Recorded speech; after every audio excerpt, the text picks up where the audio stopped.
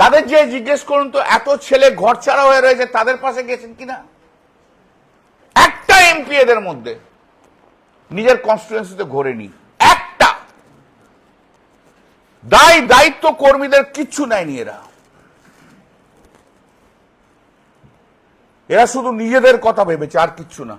আর fourth মের আগে আছে, ঠিক আছে, ফোর্থ মের পর যে ওয়ার্কাররা যারা মার খাচ্ছে, কোনখানে শর্মিলা সরকার যে গেছে এটা আমাকে বলে দিন তো।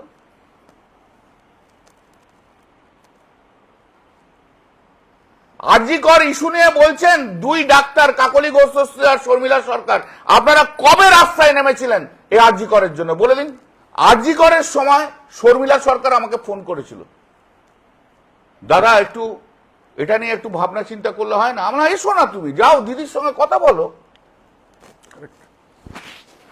না আমি আরজিকরের স্টুডেন্ট, আমরা ভেরি গুড, তুমি যদি রিজলভ করতে পারো করো, এসো দিদির সঙ্গে কথা বলো। না না বাবা দিদির সঙ্গে কথা বলবো না, না না বাবা দিদির সঙ্গে কথা বলবো না। তাহলে আমি কাকলি ঘোষ আর শর্মিলা সরকারকে চ্যালেঞ্জ করছি, যদি হিম্মত থাকে যা যা হয়েছে যান সিবিআই এর কাছে, বলুন আপনি, এভিডেন্স দিন, বক্তৃতাতে হবে না, সেন্টিমেন্ট কুড়ানোর জন্য কথা বলবেন না। You have failed to discharge your duties as a doctor.